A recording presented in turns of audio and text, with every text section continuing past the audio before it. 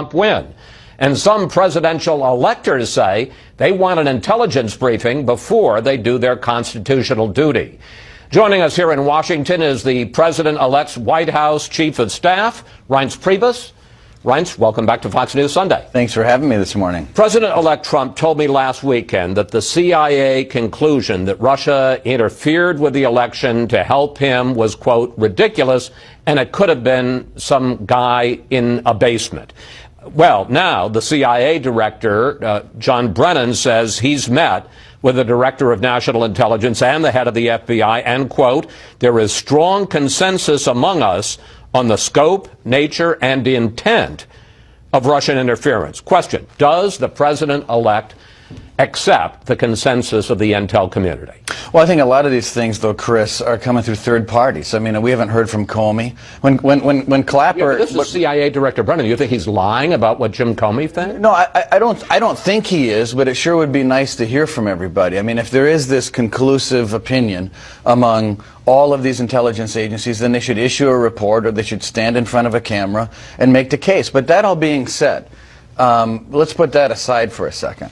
I think the real question is why the Democrats and why these electors and why MoveOn.org and all of these organizations are doing everything they can to delegitimize the outcome of the election. I mean, they started out with a recount in states that they didn't move the dial in anywhere. In fact, President-elect Trump received more votes when that was done. Then they went after this Diebold fiasco, which was proven to be totally untrue. Now they're demanding intelligence reports. Right, now they're going forward tomorrow with this attempt to intimidate and harass electors. I mean, we've got electors that are receiving 200,000 emails. But nothing is going to change. But Reince, I'm going to get to that on the electors. I'm asking you a simple question.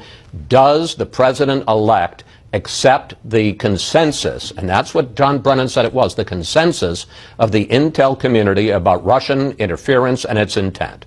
I think he would accept the conclusion if these intelligence professionals would get together, put out a report, show the American people that they're actually on the same page, as opposed to third parties through the Washington Post. Wasn't a third party. Right, but we haven't heard from Clapper. But we haven't heard from Comey. I mean, so look, I think that these guys should be straight with the American people and come out and say it.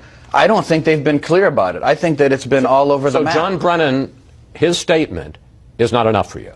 Not when you have multiple people saying different things coming through third parties and media reports. But that all being said, let's put it aside. Let's assume it's true.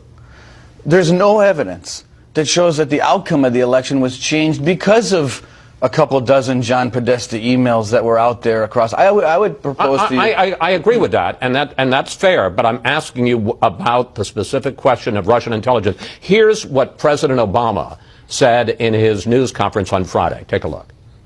Unless the American people genuinely think that the professionals in the CIA, the FBI, are less trustworthy than the Russians, then people should pay attention to what our intelligence agencies say.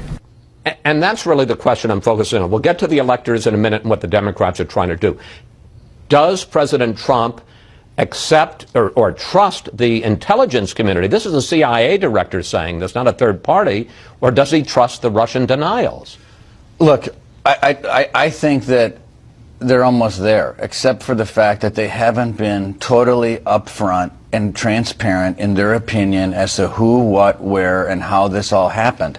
And I think they'll get there. And when they do, we can hear from the president-elect and get his opinion. But the reality of all of this, and all of these players that are spinning these reports, are doing it for a political purpose, which is to delegitimize the outcome of the election. Do you think John Brennan, the CIA director? But I think when these things were leaked last week with no, in the Washington Post and the New York Times, they were leaked by people within the intelligence communities to these newspapers or through some third-party source, is not appropriate.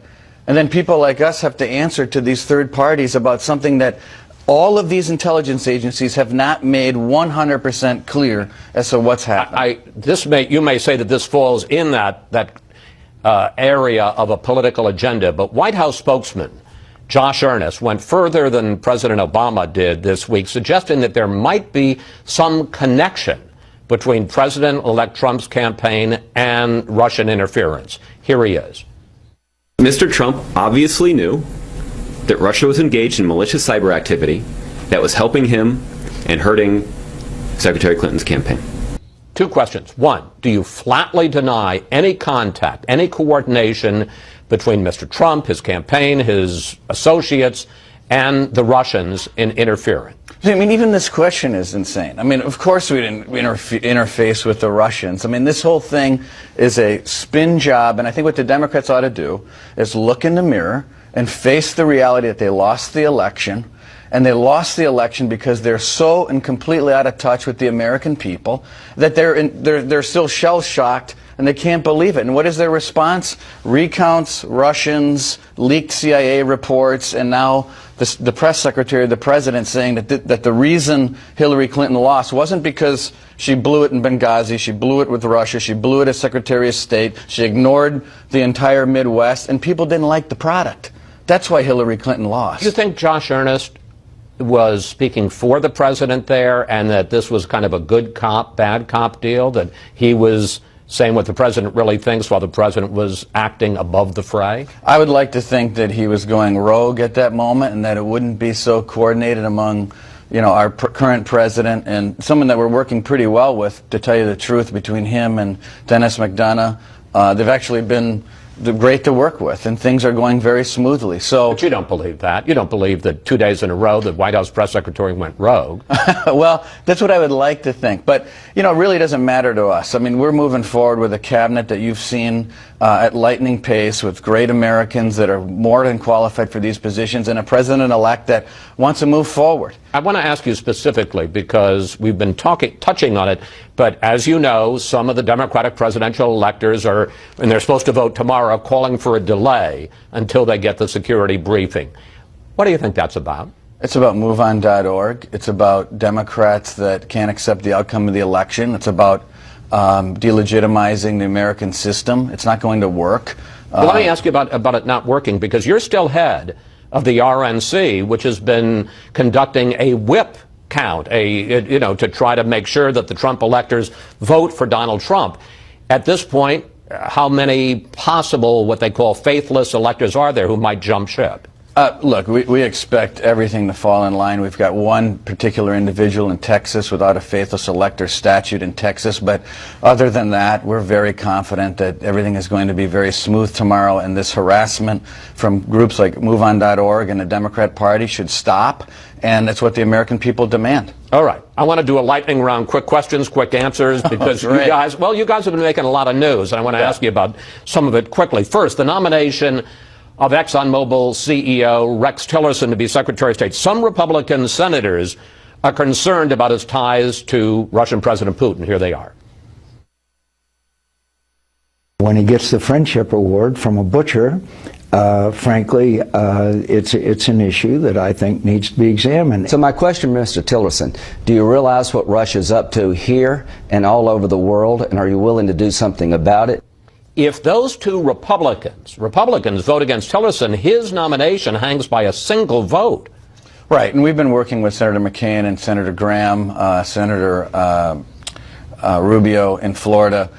We feel really confident about where we're at, and obviously getting Secretary Baker, Condoleezza Rice, Bob Gates, and so many others on board has been a real benefit. And, you know, look, this is a tough world, and I think that, you know, having relationships with people in difficult places is only a positive for Rex Tillerson. And, you know, the good Lord didn't put oil in all freedom, democracy, loving countries. And as being an executive of ExxonMobil, he had to go there and have these relationships. I think that's a total positive and win for our country and President-elect Trump. You're still confident that Tillerson will get through? Totally confident, 100% confident. Okay, now that was a good lightning round answer, so let's keep that up. There you go. All right, China seized an underwater U.S. Navy drone this week. Some analysts say in response to President-elect Trump's response to me last weekend, in which he indicated, well, he's going to reconsider the one China policy. Now China says they're going to give back the drone,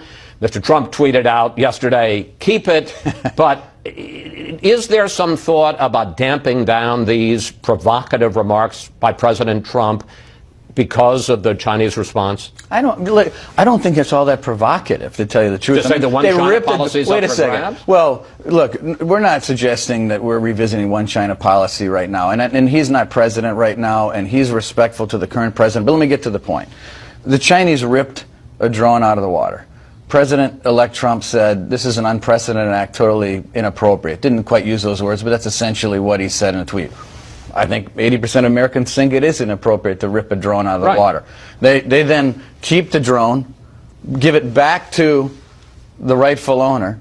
I don't know if you'd want that drone back. I mean, who knows what... So I think every single thing he's done has been factual and has been in line with where 80% of the American people are at. Okay.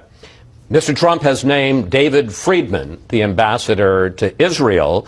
Friedman opposes the two-state solution, the idea that Israel and Palestine can live against each other, which has been the basis for U.S. diplomacy in the Middle East for decades. Does the appointment of Friedman indicate that Mr. Trump is rethinking the two-state solution? No, I don't think it does at all. They represent the views of President-elect Trump, not their own views when they get elected and appointed into these positions. It's the same thing with all these cabinet secretaries. There's going to be things that individually people may believe in their hearts or in their minds, but ultimately it's their job to represent the President-elect of the United States and his foreign policy. Finally, you had lunch at the White House on Friday with 1 current and 10 former White House chiefs of staff. Going back to the Carter administration, final question. What was the single best piece of advice you got?